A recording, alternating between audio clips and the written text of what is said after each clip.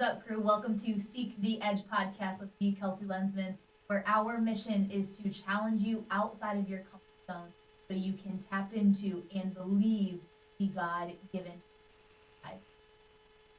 And as I talk about Seek the Edge, people might hear that or hear the podcast like, oh, what does it mean? Like, what does Seek the Edge mean?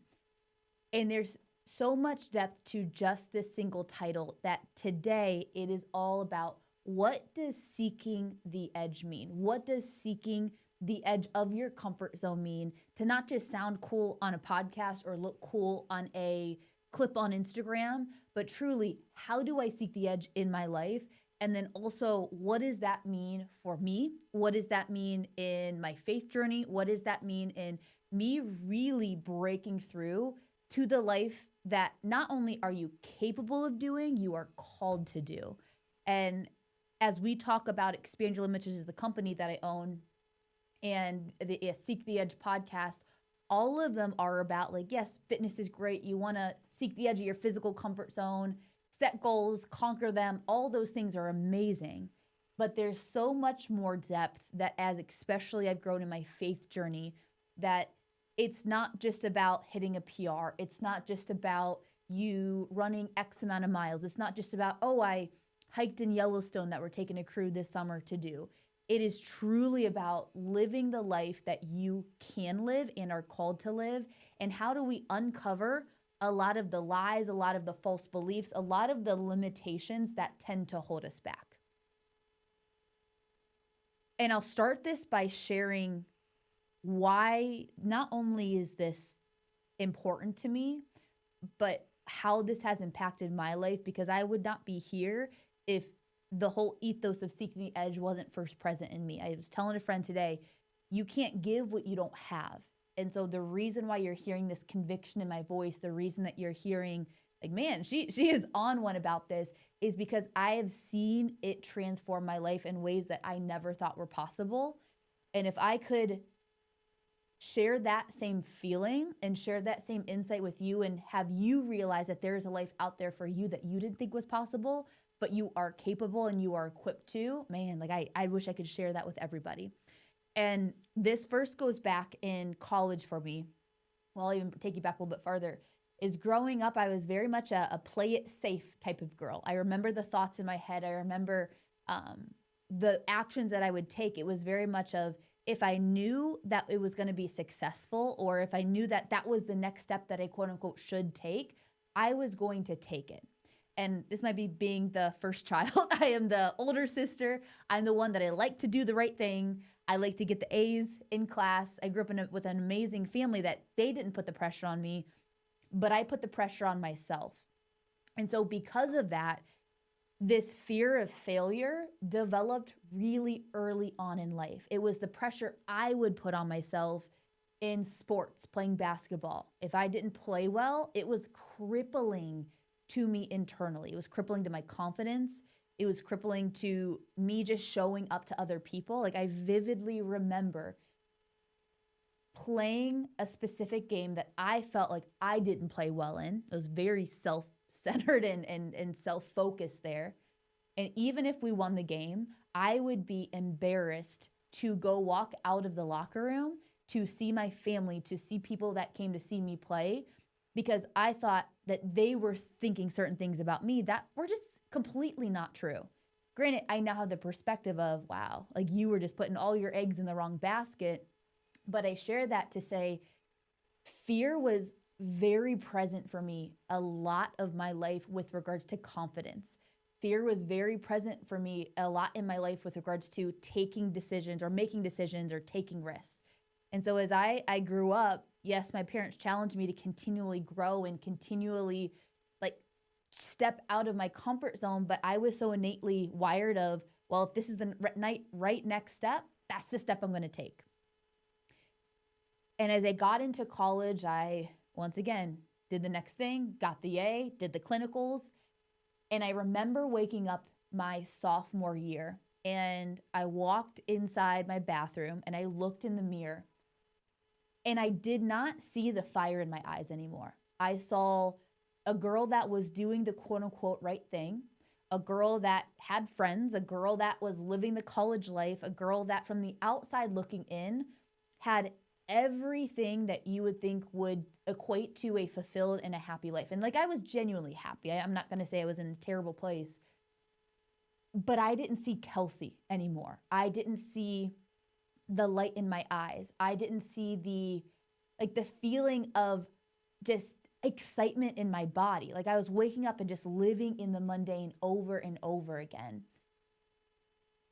And so I decided in that moment that I needed to get me good, that I couldn't just keep going the same route that I was going of wake up, school, clinicals.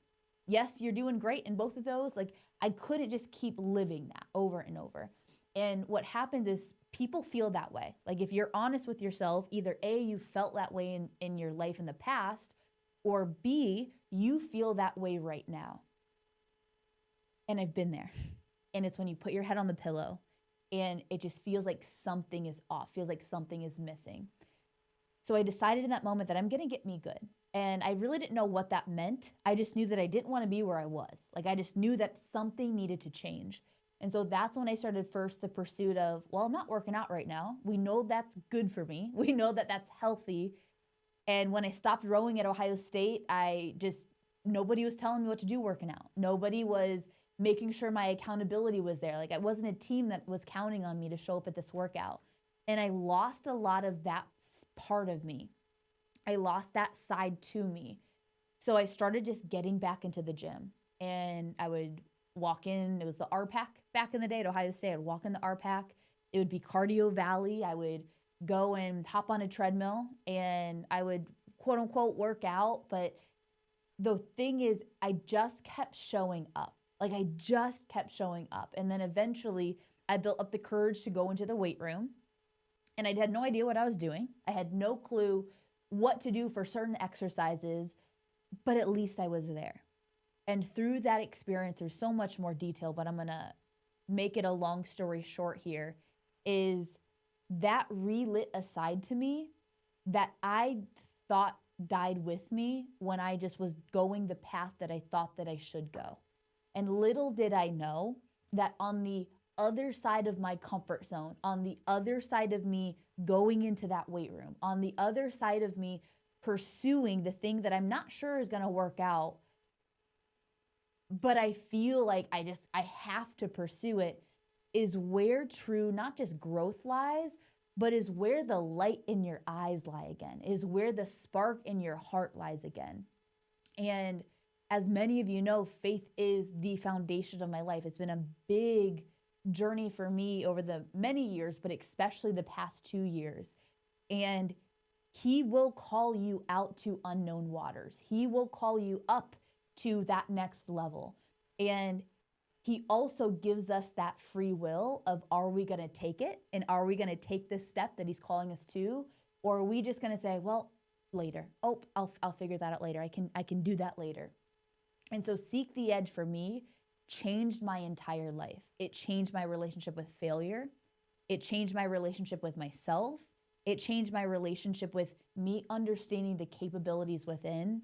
And if I can pull somebody out and make them realize there's so much more in this life that A, you can experience, but also B, that you are meant and you are called to do, that is the genuine reason why I do what I do and the message that I want to spread. I was on a podcast 2 days ago, and he said, Kels, if you could tell yourself one thing that you could tell the 20-year-old version of you, what would that be? And I paused and I thought, because there's many lessons I've learned, there's many things that I would have told that 20-year-old version of me. But the number one lesson is you are so much more capable than you ever thought was possible. And your capability does not just rely on what you can do. Your capability comes from somewhere so much greater, and it will live in and through you. But it's up for you to take that step and to make that decision. And so every time I step towards discomfort, whether it be a competition that I've done, whether it be a hard conversation that I didn't want to have, but I knew there was growth on the other side. Something inside of me got released. It was a confidence that was greater. It was a leadership skill and characteristic that was built. It was a vision that I wasn't even comprehending that I could have for my life.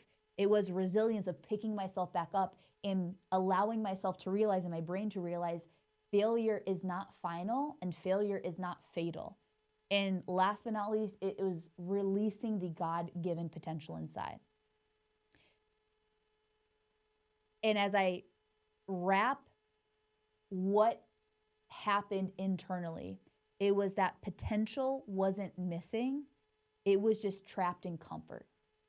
My potential that I had, that God has given me, was not missing. There was nothing that wasn't already a part of me that wasn't given to me. It was just trapped in this comfort. It was trapped in this comfort zone. And so what Seek the Edge actually means is, if you look on our Expand Your Limits logo, you will see the back half of that L. It has 4 different dashes. The first dash is pretty big. The second dash gets a little bit smaller. The third dash gets a little bit smaller. And that fourth dash is the smallest. And these dashes are significant. They represent a zone. And that biggest dash, the first one, represents your comfort zone. This is where you feel safe. This is where you feel comfortable. It still can be a good zone. It's not that we need to avoid comfort in every area and every moment of our lives. But what happens here is people stay stuck in this zone their entire life. They think it's comfortable until it's uncomfortable, that then they realize the comfort zone isn't actually comfortable long term. This was me. Throw back to college. I was comfortable. I was doing the right thing. I was taking the right steps, but it was only comfortable until it wasn't. And many people need to realize that it's not just you feeling that way. It's literally inherently how your brain is wired. Your brain is wired for safety and comfort and survival, and we love it for that. Like, it's trying to help you. It says, hey, if there's a bear in this room, I'm running the opposite direction. We want our brain to tell us that. What impedes it, though, is when our brain has that same signal about you speaking in front of a group of people. It will tell you, alert, danger, I don't know if you can do this. Not out of a lack of your capability, but out of a fear of what if something bad happens. So once again, throw back to high school, early college Kelsey is, I thought those thoughts were my thoughts. I thought, well, if I doubt my capability, that means I can't do it. Well, if I am having the thought of, ooh, yeah, I don't know if you're able or capable for that thing, well, I guess I just have to believe it. And what I didn't realize is that my brain was just trying to protect me, but I did not need to have that thought be the driver's seat of my life.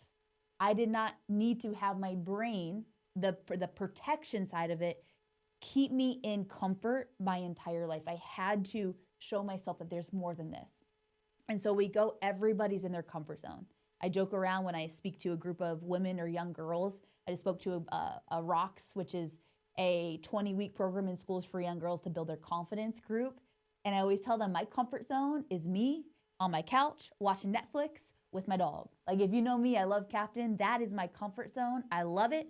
I could be there all night and be living my best life. That's not always bad. Sometimes we need that. However, if I stayed on my couch with Captain watching Sullivan's Crossing for the rest of my life, I would not actually pursue anything that God has put within me or called me to.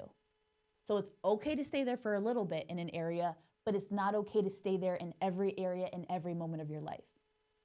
As we take that next step, that is the fear zone. You'll see it gets a little bit smaller because everybody that persists through and goes to the end, everybody has the capability for it, but not everybody has the courage for it.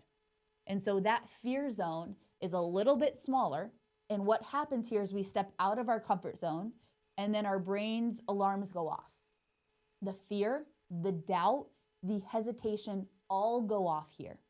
It is not, wow, she just doesn't have any fear in her body. Wow, she was not born with that characteristic. That is not it. And I will tell you from my experience, and I will tell you from many people that are doing epic things, I thought they were just fearless when really they just had so much courage. And so we have to persist through that fear zone where our brain wants us to go out the back door and wants us to go back that comfort zone. And that third zone is what I call the learning zone. This, once again, is smaller because people will butt up to that fear zone and then they'll automatically retreat because they let fear, doubt, and hesitation get in the way. It's no longer able to be a driver for me. It can be in the back seat, but it's not coming up with me. And so that learning zone, and this is where also people go wrong, myself included, is we push past fear and then we think rainbows and sunshine. Okay, wow, I'm finally going to be able to do the thing that I wanted to do, but I pushed past that fear, and so I should be able to do it now. And I don't know about you. I played basketball. I was terrible at shooting a basketball when I first got started. I was terrible about hosting a podcast and interviewing when I first got started. I was terrible about hosting our first event. I had no idea what I was doing. And so I wasn't good at the thing yet. And that's where this learning zone comes in, where you have a lot to learn. This is where the reps come in. This is where the endless hours of you putting in the work to build up your skill set to be able to do the thing that comes. And then the last but not least section, this is the part that everybody has the capability to get to, but few ever get here. And that is the growth zone. In the growth zone, I joke around and say it is the wait I didn't die zone, meaning our brain thinks as we step out of our comfort zone, oh my gosh, that's not going to go well. Oh my gosh, she's going to die. And you might not think it to that extent, but our brain is literally wired thinking that. And as you step out of your comfort zone, you push past that fear zone, you learn, you grow in skill, you mature, and you get to that part where you hike that mountain. You accomplish that lifting event. You start that business. You get to that place. And that's going to ever be evolving because we're continually growing. You realize you did something you never thought that you could do. And if we can get people there, just a glimpse in their life, that's why the physical is so important to me. Because you can prove to yourself, wait, I never thought I could do that thing. So if I did that and I was limiting myself, what else in my life am I limiting myself with that I might not even realize? And we've had women start businesses. We've had women get out of terrible relationships. We've had women start their faith journey. We've had women continue their fitness to another level journeys. And the main reason for that is they realize a limiting belief has been on autopilot my entire life. And until I proved that limiting belief wrong, I realized it has no longer power over me. And that's the goal right there, is for you to live the life that you are capable and called to live, but that limitation holds you back from. Self-limitation holds you back from. Okay? And as we're thinking of seeking the edge, is that edge will look different for every single person, and that edge will look different in different seasons of your life. When I was starting my fitness journey, my edge was doing a bodybuilding show. That scared the bejesus out of me. That was my, oh my gosh, I can't even fathom myself doing that. And I can't even fathom myself getting to a spot where I'm able to do that. That was my edge. Now, having done that and having done many different things in the fitness world, is the physical fitness still hard for me at some capacity? Yes, right? We're still exerting ourselves. But as we grow and evolve, your edge is not going to be the same all the time. Now for me, the physical discomfort, that is more comfortable. Even if it's running 100 miles, that is still physically uncomfortable, if that makes sense. Like the physical part, I know I'm going to come up against that part in my brain. I know I've been there before of the doubt or the moment where you feel like your brain and your body are giving up on you and to push through. Like I've been there. And it's not that it's any less hard now, but it's not necessarily fully uncomfortable now. And so many, as they pursue the fitness seeking the edge, they constantly are seeking new fitness events, right? And you see me, I love doing this. Like, it's out of joy that I compete now, not out of a need for achievement or a need for you to see what I do, but out of joy. I love meeting people. I love doing it. However, people can make fitness an idol in their life where they're constantly trying to get their recognition or achievement by the next fitness event. And they're trying to seek the edge when really they're just running away from an area in their life that is their actual edge. So seeking the edge for somebody else, as it's been in my life, might be emotionally. That edge for you might be communicating your emotions and communicating in hard conversations instead of you shying away from them. That is just as much uncomfortable as somebody else doing a marathon might be. Your brain and your body have the same response. Oh my gosh, what's happening? Oh my gosh, are you okay? And when we pursue that edge, it is just as, if not more important, than running a marathon or running 100 miles is. And it will produce just as much growth in your life. For other people, their edge is faith. Okay? I don't really know about this whole faith thing. I don't really know about all of what you're telling me to believe. And that's great. We're called to question. We're called to wrestle with. We're called to not just accept 100% everything as fact, because there's a lot of deception out there as well. But that edge for you might be, well, instead of me ignoring it and avoiding it, let me go learn about it. Let me understand and not just accept what people say, but allow myself to wrestle with that and to seek that edge. Okay. For other people, it might be a relationship. Maybe they're afraid to show up, or they're afraid to allow themselves to be seen or to love again. That is just as much your edge. And as we cultivate this message and as we cultivate the brand of Expand Your Limits, yes, you'll see the physical, because that is so representative of the edge in people's life. But that physical is 1/10 of the growth that I really am trying to get people to see in themselves. It starts there, but it's also so much deeper than that. And if you know me, you know I love talking about this stuff, but also what's fascinating is there's scientific evidence about this. Is it's not just lip service that, wow, this sounds great, Kelsey, it's motivational, but there is research to this. There is an understanding of this is something that just doesn't sound good, but physiologically and neurologically, we're wired to some capacity here. And so I'm going to share a few research studies with you. Is first that performance peaks under moderate challenge. I'm going to tell you why. So in 1908, psychologists Robert M. Yerkes and John D. Dodson found that performance improves as arousal and stress rises up to an optimal midpoint, then declines when stress becomes too excessive. And so what this means practically, and you probably have felt this in your life, is too little challenge in your life leads to boredom, leads to low motivation, and leads to stagnation. That is many people. I am having every day just be mundane.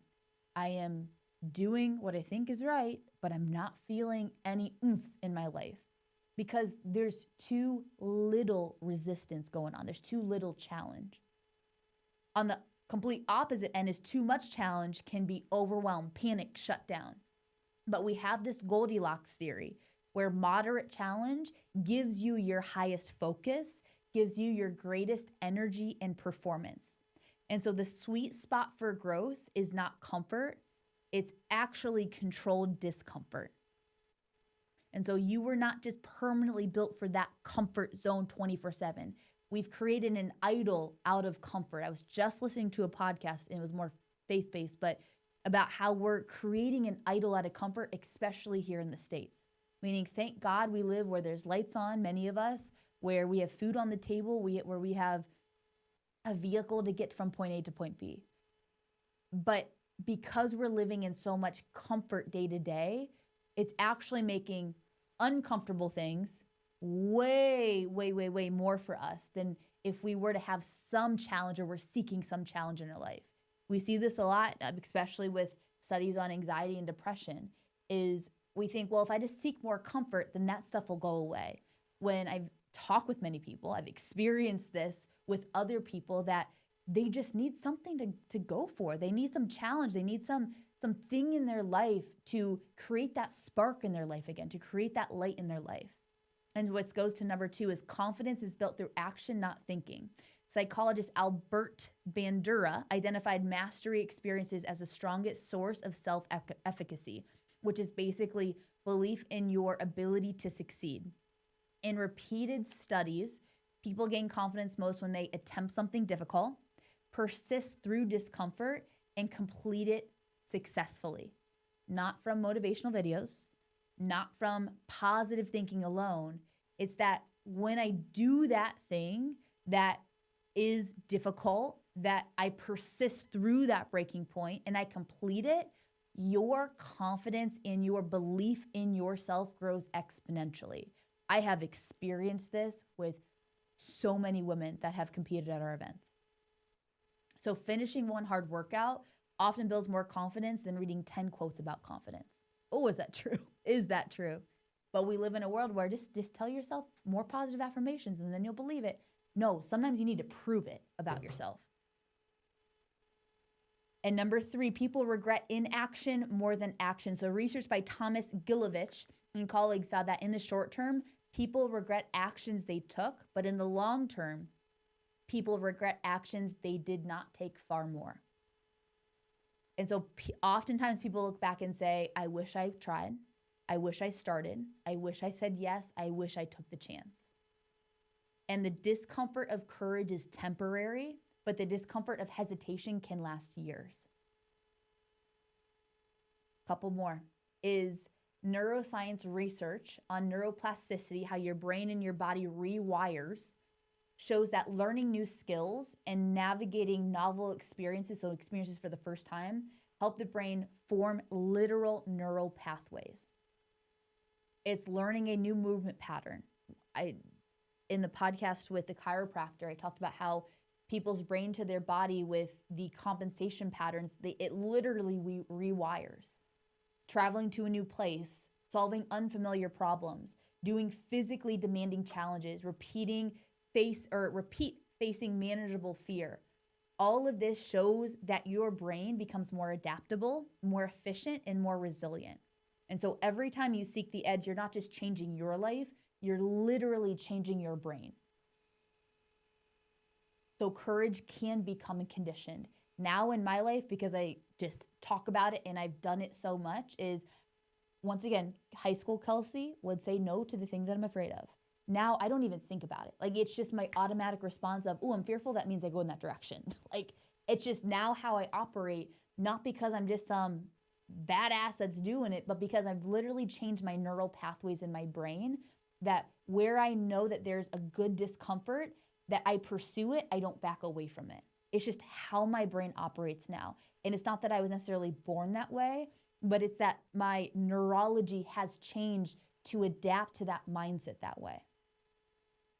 And last but not least, a large meta-analysis has found regular exercise can reduce symptoms of depression by around 20 to 30% or more, with meaningful effects also on anxiety as well. And some studies have found that exercise benefits comparable to first-line treatments and to mild to moderate cases when done consistently. And so basically, sometimes the edge is simply moving your body when you don't feel like it, and that it will change your mood just as much as anything will. Okay. So if you have been avoiding discomfort for a long time, know that you might not be avoiding pain. You're also avoiding confidence. You're also avoiding growth. You're also avoiding brain adaptation, resilience, future you being proud of you, and last but not least, your God-given capacity and potential being developed. And so science says what discipline, what our podcast, what our messaging says is the human system responds to challenge. You grow when you're stretched. You grow when you seek the edge. And why many people stay stuck here, and I have a whole chapter on fear, guys, in my book. It is, and it's deep. It's not just, hey, overcome fear. It is neurologically why you have the fears that you have and how to unwire them and rewire. Like, it's meeting my passion with neurology and you understanding yourself so much. But people often want confidence before starting. I'll start when this confidence is there. People often want clarity before movement. They don't want God to call me out into those unknown waters. They want to know how every step of the way is going to go. He doesn't operate that way. He wants growth without discomfort, and we wait for fear to disappear before we act. And so many people don't lack potential because they stay stuck. They stay stuck because they avoid seeking the edge. And comfort keeps you safe, but it rarely makes you feel alive. Oh, it'll keep you safe until comfort is uncomfortable because of that. And as many of you know, and I've talked about in this podcast, is faith is the foundation of my life. It's been huge for me. And what I've realized in my life is those nudges, they're not random. Those nudges, well, what if you could do this? Or what if you could pursue this? Or, hey, Kels, wake up, girl, look in the mirror. You don't have that light in your eyes. It's not random. It's an invitation. And most people will pray for more while resisting the very path that requires growth. We will pray for an opportunity. We will pray for, please take me out of this position. We will pray for all of these things. And he's opening the door and inviting us into that pathway for us. But we are stopping ourselves. We're not stopping him. We are stopping ourselves because it requires an act of faith. It requires a step without knowing. It requires discomfort in me getting out of what my normal is and taking a step towards what he's calling me to do, because he can see the life that you can live on the other side of that. And so speak up, launch the thing, lead, do the things, even if it is a little bit uncomfortable. So as we bring it back home, is what seeking the edge does for you. It builds confidence. It expands your identity. It strengthens your faith. It creates momentum, and it reveals purpose in your life. So I want you to ask yourself, is where am I choosing comfort over calling? What fear has become my ceiling? What fear has been prevalent in my life that stops me versus helps me? What keeps returning to my mind over and over, or for me, that nudge, what keeps nudging at your heart over and over that you're trying to push down, but it is ever persisting? And what edge have I been avoiding? So I'm going to challenge you as you're reflective in there, is you know that, yes, I love podcasts. I listen to them. I've learned so much through them. But it's not just enough to listen and then turn to another one, or listen and then just go back to living the life that you were. I want you to do one thing. It could be drink water in the morning. It could be call that person that you've been avoiding. It could be have that conversation that you're a little bit uncomfortable to have. I want you to take that one step. And if you are honest with yourself, when I say, what is your one step? You know exactly what it is. Because on the other side of that step, there's not only so much more growth that you're going to have for you, there's so much more freedom. And yes, it's going to require faith. Yes, it's going to require discomfort. Yes, it's going to require you saying yes when you don't have all the answers on the other side. But on that other side is there's so much more in you that he is calling you to. But do not be the one to limit you or limit him. All right, crew. Have an amazing rest of your week. Send this to a friend. Send this to a friend. More people need to see that spark inside of them, just as I did in college. I love you guys, and I'll talk to you soon.